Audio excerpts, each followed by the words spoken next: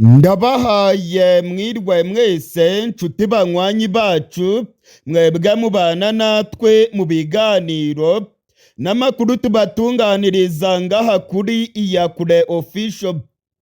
Turi kw'igenekerezo rya 20 ukwezi kwa kabiri umwaka w'ibihumbi 2026. Sangwa kaze muri aya makuru yacu. Muri aya makuru yacu ndababwira ko abarwanyi ba M23 bongeye gusabwa gufungura ikibuga cy'indege cya Goma. Ni nyuma y'aho komiseri wo mu muryango w'ubumwe bw'Uburayi yageze i Goma kuri rigenekerezo rya 20 akagirana ibiganiro n'ihuriro AFC M23.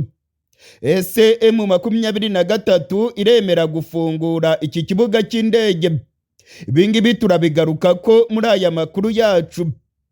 Muri aya makuru yacu kandi ndababwira ko imirwano ikomeye cyane irimo guca ibintu muri Masisi. Ibice byo muri Masisi birimo kuberamo imirwano ikomeye. Abasirikare ba Kongo n'abazarendo barimo gukozanyaho n'abarwanyi ba M23. Uyu munsi kw'igenekerezo rya 20 habaye imirwano ikomeye cyane mu bice bya Masisi. Ibi rero nabyo turabigaruka ko muri aya makuru. Muri aya makuru yacu kandi turerekeza mu Minembwe. Mu Minembwe ibintu byakomeye cyane. Intambara yahinduye isura. Ibitero by'indege za FARDC birimo kwica abasivile. Abarwanyi batwirwaneho baravuga yuko FARDC n'abarundi barimo kugaba ibitero bikomeye cyane birimo kwica abasivile. M23 nayo yari yasohoye itangazo yamagana ibitero ndetse n'ubwicanyi burimo gukorwa n'abasirikare ba Kongo ndetse n'abarundi. Ibintu rero byakajije umurego uyu munsi kw'igenekerezo rya 20. Ibitero bya Kongo byongeye kwiyongera mu Minembwe. Abasirikare b'u Burundi nabo barimo gufatanya na FARDC aho barimo kuvundereza urufaya rw'amabombe mu basivile. Turaza kubigaruka ko idonido muri aya makuru. Muri aya makuru yacu kandi ndababwira ko igihugu cy'u Rwanda cyakuriye inzira ku murima igihugu cy'u Burundi gishaka kwigira umuhuza hagati y'u Rwanda na Kongo. Nyuma y'aho General Evariste Ndayishimiye urongoye u Burundi ahawe inkoni yo kurongora umuryango wa Afurika yunze ubumwe. Igihugu cy'u Burundi kirashaka kwishyira nk'umuhuza hagati y'u Rwanda ndetse na Kongo. U Rwanda rwabyamaganiye kure ndetse rubitera utwatsi. Ambasaderi Olivier Jean Patrick Nduhungirehe ni minisitiri w'ububanyi n'amahanga w'igihugu cy'u Rwanda. Yavuze ko kuba igihugu cy'u Burundi kirimo kurwana muri Kongo bitatuma rwose u Burundi bugira stati y'umuhuza. Ntabwo byashoboka ko u Burundi bwajya hagati y'u Rwanda na Kongo kandi u Burundi nabwo burimo kugira uruhare mu ntambara zo muri Kongo. Nabyo turaza kubigaruka ko idonido muri aya makuru. Hari n'ayandi makuru menshi cyane mbafitiye kuri uyu mugoroba w'igenekerezo rya 20. Niba utarakanda kuri subscribe ndagusabye ngo ubikore rwose. Kanda kuri like ndetse usangiza abandi aya makuru. Sangwa kaze rero muri aya makuru yacu idonido. Aya makuru yacu mu nyemerere tuyahere ku gihugu cy'u Rwanda cyamaze gutanga gasopo ku gihugu cy'u Burundi.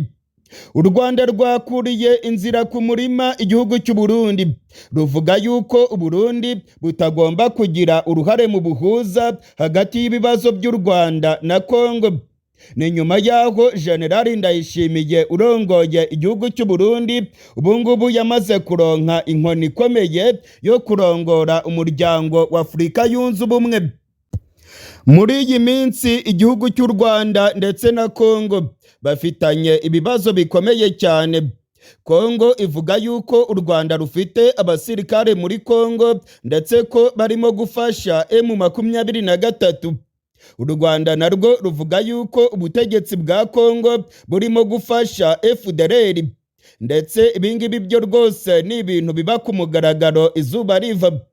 Ubutegetsi bwa Kongo bufashe inyeshyamba za FDLR babaha intwaro ndetse n'ibindi bikoresho bya gisirikare, imigambi yabo ngo ni ukuzahungabanya umutekano w'u Rwanda. Hari ubuhuza bw'umuryango wa Afurika yunze ubumwe, ariko uyu muryango kuri iyi nshuro urimo kuyoborwa n'igihugu cy'u Burundi.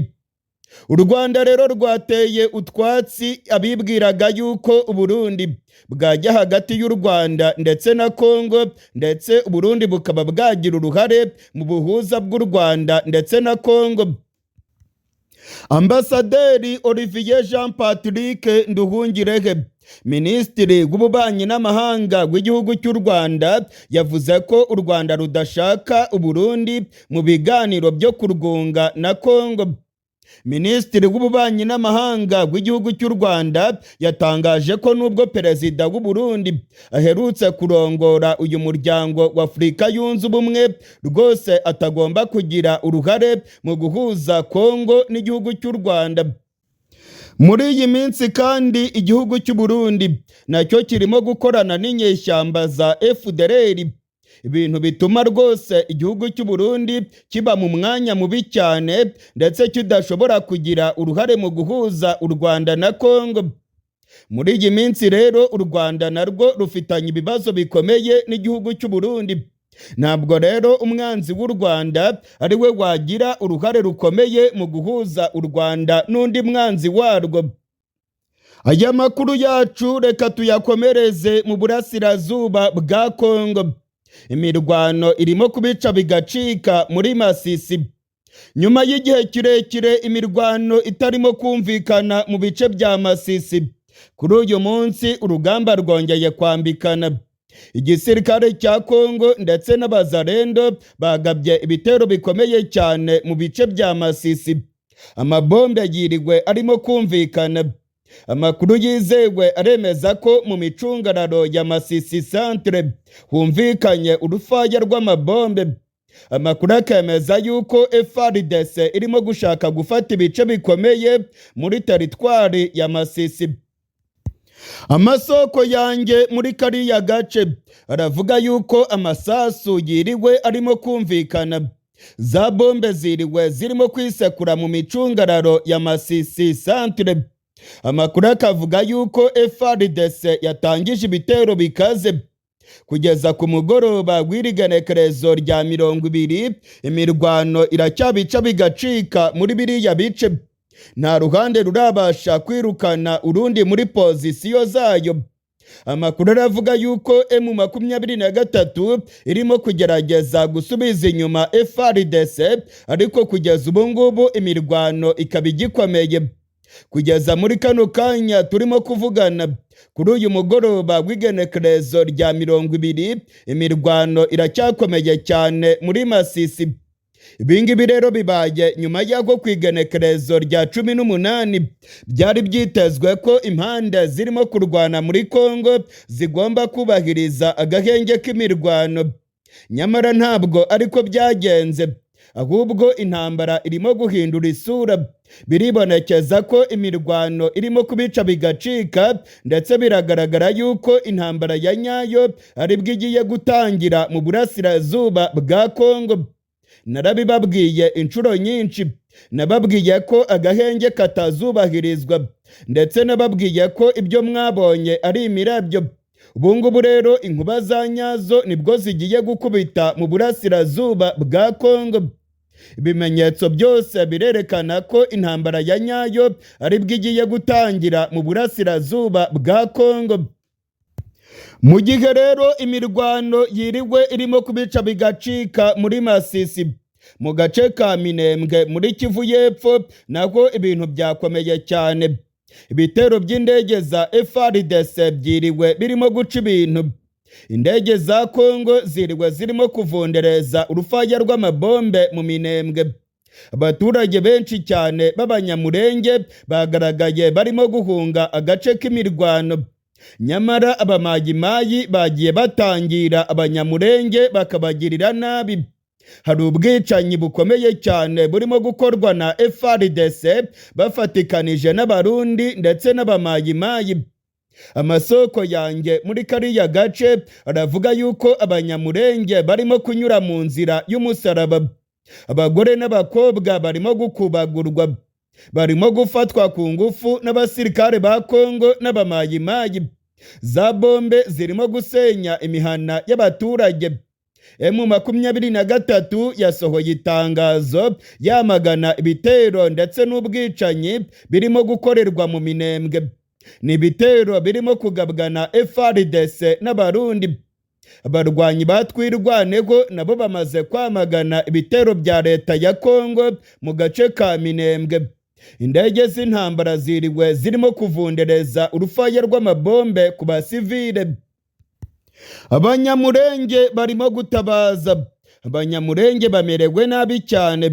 Ibitero by'indege birimo kwibasira ibice bituwe cyane n'abasivile.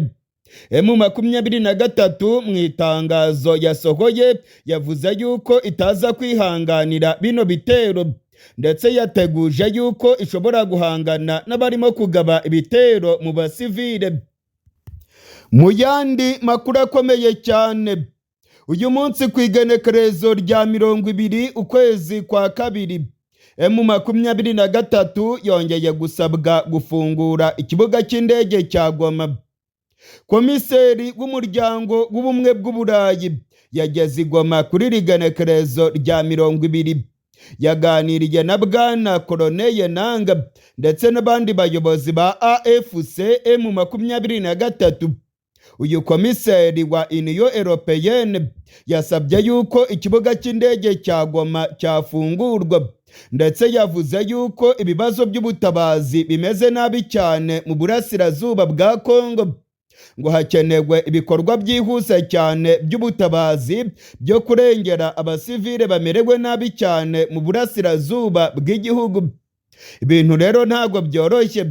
M23 irimo gusabwa gufungura ikibuga cy'indege, ndetse igitutu cy'abanyaburayi n'abanyamerika kirimo kwiyongera cyane. Hari amakuru avuga yuko ibiganiro bikomeje hagati y'umuryango w'ubumwe bw'Uburayi na bano barwanyi ba M23 kugira ngo babe bafungura ikibuga cy'indege.